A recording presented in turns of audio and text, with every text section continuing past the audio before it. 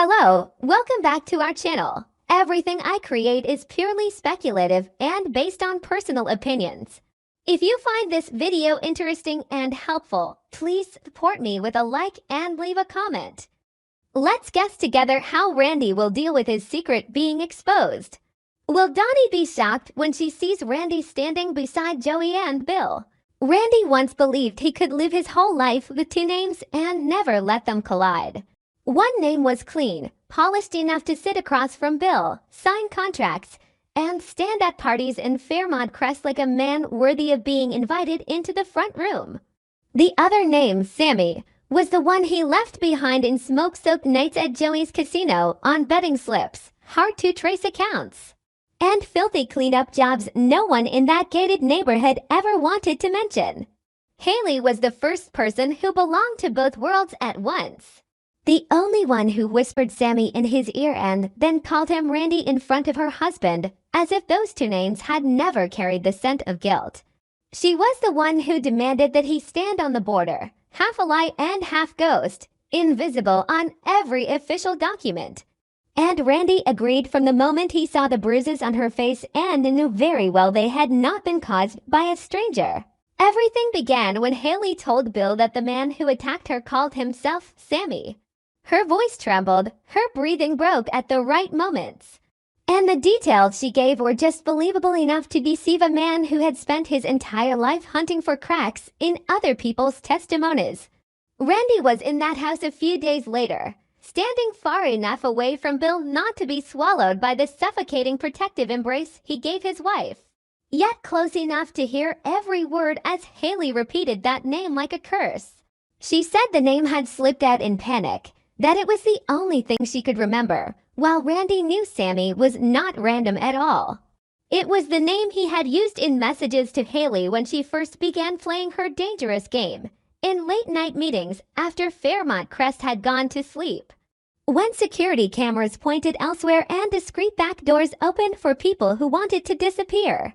She said she needed a scene, a staged attack, to make Bill look away from piles of files and look at her again, to make him see her as vulnerable, someone who needed protection.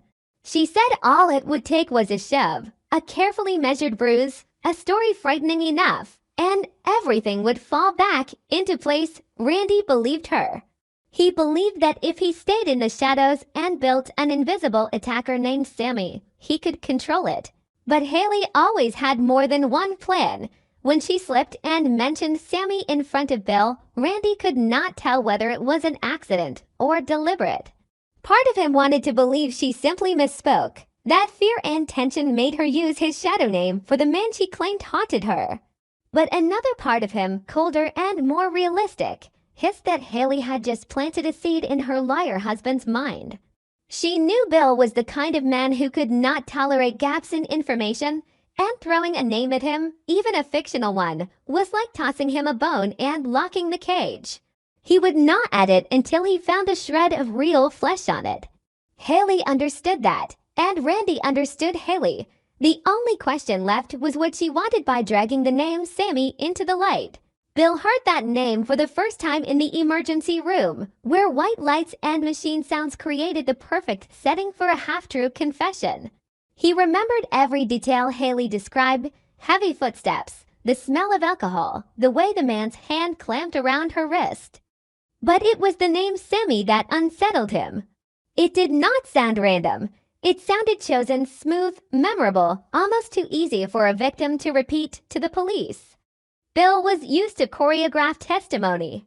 He had torn apart too many stage stories in courtrooms not to feel his instincts stir when Haley repeated that name the second and third time with the same breathing pattern, the same pauses. He did not accuse his wife, but inside him an old habit began working. Check, compare, trace. Meanwhile, Joey did not care about the soft spots in Haley's story. What mattered to him was that Bill wanted someone to hunt, a name to hang on a hook. Joey knew Randy had a hand in the setup. He knew Haley had not been attacked by a stranger and that Lynette was the one who caused the bruises. He had watched the entire performance from a distance, noting every thread, every glance, every brush of contact between Haley and Randy, storing them in his private archive until the right moment. So when Bill raised the issue of needing someone who could find his wife's attacker faster than the police, Joey accepted without hesitation. Every minute Bill believed he needed Joey was another minute Joey tightened one more chain around him. He gave the job to Randy, forcing him to turn the city upside down looking for a Sammy who did not exist, while both of them knew no such man was real. Randy began inventing excuses and false trails, but every step pulled him deeper under, because the more details he fabricated about a man who was never there, the harder it would be to escape responsibility once the truth came out. Dani entered the picture like a ghost from Bill's past, carrying documents he never wanted anyone to read too closely. She was digging through records for Naomi's case, following money trails and contracts Bill thought he had hidden inside accounts in Copenhagen or half-clean charitable funds. There, buried in the fine print, she found the name Sammy linked to transactions that looked on the surface like payments to a security company, but in reality connected to mysterious expenses for cleaning up trouble at Joey's casino. She recognized Randy's electronic signature, the way he handled numbers in the same pattern he had used back when he worked under Joey in Lakeview. A bitter, sharp feeling rose in her. On one side, she saw an opportunity to gather evidence against both Joey and Bill. On the other, she understood that exposing all of it would drag Naomi into the fallout and damage the fragile dignity Dani herself was trying to protect. But when Haley casually mentioned the name Sammy during a private meeting, and Randy's eyes darted away, Dani fit the pieces together. From that point on, Sammy was no longer just an alias in a file. It became the key to tearing the mask off an entire chain of lies. The moment Bill called Randy Sammy in front of Joey and Dani was the result of many sleepless nights spent turning files over in his hands and memorizing every fragment. He discovered strange expenses from Haley's accounts over recent months, money routed through a security company and then redirected into accounts connected to Joey. The numbers looked clean, but a professional like Bill recognized the familiar hand behind them. He started watching Randy more carefully. The advice, the suggestions, the way Randy played the devoted fixer searching for the attacker while always dodging whenever the name Sammy came up. At the same time, Dani handed him copies of records showing that same name tied to other cleanup operations in the past, reminding him that Randy was not just a useful associate but a living witness to things Bill wanted forgotten. Dani stood beside him not out of trust, but because she wanted to watch the exact moment when the web of lies both of them had once helped build began to tear. When they entered the room behind Joey's office, a room usually reserved for negotiations that never made it into any record, the air was thick with smoke and metal. Joey leaned against the wall, silent, letting Bill take the lead like a conqueror armed with righteousness. Randy walked in looking exhausted but still trying to hold the posture of a man doing everything he could to protect his boss's wife. He did not expect Dani to be there, and he expected even less that her eyes would be so cold, as if he were nothing more than a flawed data point that needed correction. When Bill dropped the name Sammy, not casually but with certainty, time seemed to pause. Inside Randy's mind, both worlds slammed together. The name Haley whispered during their late-night meetings, the name he used to take Cass and direct Joey's men, suddenly came from the mouth of the man to whom he had always played the loyal subordinate. Randy reacted fast, like someone who had lied his whole life to survive. He denied it, called it a coincidence, insisted he had never heard anyone call him that. But that speed was exactly what doomed him. Joey saw the tiny twitch at the corner of his eye, the delayed swallow, the hand tightening slightly on the edge of the table. Joey had watched those signs on countless gamblers trying to invent one more excuse for another loan, so he recognized immediately that this was not the reflex of an innocent man. Dani heard herself say the name aloud, as if she needed to test one final time whether she had assembled the puzzle correctly. The idea that Haley had used Randy's intimate name in a fabricated story about an attacker and believed no one would connect it back to him made Dani shiver, and filled her with a deep disgust for everything happening inside that gated house. Bill did not need Randy to confess immediately. He only needed to watch the color drain from his face and see his eyes flip toward Joey looking for rescue. In the anger rising inside him, Bill felt something new. For the first time, he was the victim, a role he usually reserved for other people in court. Haley had staged a spectacle with her own body, using the bruise near her eye and fear in her voice to force him into guilt for not protecting her enough. Then pulled Joey in as the hunter and Randy as the knife in the dark. Her use of the name Sammy, a name tied to a life of Randy's he had never known, was a double-edged blade. On one side, it made her story sound more real. On the other, it gave Bill a trail he could follow straight into the world Haley had been trying to hide. Joey stood still, but his mind was moving fast. He could feel the chessboard shifting under his feet. If Randy was exposed as Sammy, the man involved in Joey's cleanup operations, then a piece of Joey's own darkness was moving closer to the legal line. He had to decide in seconds whether to protect that pawn or sacrifice him. Joey's advantage was that he had never used his real signature, never allowed his name to appear on any document Dani could wave in public. He could dump the entire burden on Randy, turning him into the sole man responsible for the staged attack and the casino jobs. But doing so would also cut off an important link to Haley, a woman who had proven she was willing to hurt herself to get what she wanted. People like Haley became more dangerous when they lost an ally like Randy. She might drag Joey down with her simply to avoid falling alone. At the same time, Randy found himself cornered in the darkest part of his life. He understood that Haley had pushed him forward like a living shield, whether she meant to or not. By using the name Sammy in her story to Bill, she had brought a piece of him into the light while still hiding safely behind the role of victim.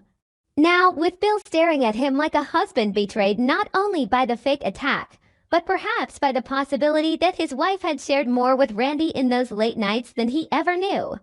Randy felt the walls closing in. He could throw everything on Haley, expose the secret meetings, the messages, the way she laughed while applying concealer over bruises Lynette had caused. He could drag Joey into it too, mention the money rooted through the casino, the body cleanups, the violence used to silence witnesses. But if he did, he would become a complete traitor, a trapped animal biting every hand that had ever fed it. And Randy still had one foolish shred of pride that would not let him cross that line, at least not yet. Bill stood between two opposite impulses. One was pure rage, a desire to destroy everything, drag Haley into the room and rip the victim mask from her face. Then throw Randy into prison as a warning to anyone who thought they could play games with him. The other was the instinct of a strategist, a man who understood the value of keeping a dirty card for the next round. If he destroyed Randy immediately, he could satisfy his anger, but he would lose the chance to use this truth to control both Joey and Haley. Knowing Haley had staged the attack because she could not stand being ignored, he could turn that hunger for attention into a leash and pull her back where he wanted her. Knowing Joey was tied to Sammy through other cleanup jobs, he could force Joey to bend in future deals, using the threat of the law as a weapon he now held at the root. Dani had her own conflict. She watched everything from the edge of a storm she had partly helped create. During the nights she sat alone with those records, she had asked herself whether she was doing this to help Naomi, or because she wanted to see Bill finally feel powerless. Now, seeing Randy panic, hearing Bill use the name Sammy like a blade driven into an ally's chest, she felt both satisfied and hollow. If Randy collapsed, Naomi might be cleared in the case, but part of her understood that the truth in Fairmont Crest never stopped at one name or one incident. It was a net, and once one strand was pulled, the whole thing shook, and it might fall on someone she never wanted to hurt. Her emotions spun between the desire to watch Bill pay and the fear of seeing Naomi crushed between the jaws of the power structure tightening around her. Bill, Joey, and Haley all pulling in different directions. Joey quickly realized this was no longer just about a name. It was about who would lose power first once the secret came out. If he let Bill believe they were on the same side, that both of them had been deceived by Haley and Randy, he could temporarily preserve his image as a loyal partner. A man willing to sacrifice his own pawn to prove he was clean. But deep down, Joey stood with no one except himself. He considered making Randy the perfect scapegoat, the foolish accomplice who went too far staging a fake attack, the only man who knew everything about Haley, the only man whose fingerprints sat directly on the dirty money. Once Randy fell, every arrow would point at him, and Haley, Bill, Joey, and even Dani would all have a chance to push blame a little farther away from themselves, at least in the eyes of the public. Somewhere else in the gated neighborhood, Haley was probably pacing her bedroom, counting tiny cracks in the ceiling she had never noticed before. She did not know exactly what was happening in the room behind Joey's office.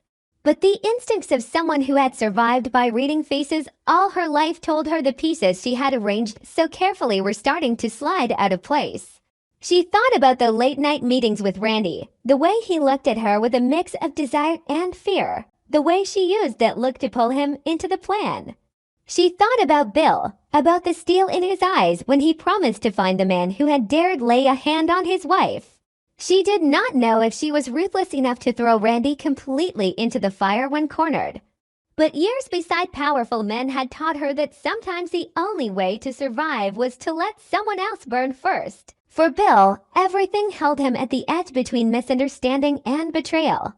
He could still soothe himself by believing Haley had done it only to make him pay attention, that using the name Sammy was just a panicked mistake. But every time he closed his eyes, he saw Randy's face, the naked panic when that name was spoken, and Dani standing beside him like a silent witness to a history he had chosen not to see. His anger was no longer a sudden explosion. It had become something slower and more dangerous, like fire buried under ash. He understood that from this moment on, he could no longer fully trust anyone in the small circle around him, and that feeling, the feeling of being turned into a game piece by people he believed were beneath him, would shape every choice he made next. He still did not know whether he would choose destruction, conditional forgiveness, or weaponize the truth and continue the power war. But one thing was clear. The name Sammy had stepped out of the shadows of late-night meetings and become the starting point of a new division of power, where anyone who moved too slowly could be the first to lose influence. Freedom, or everything.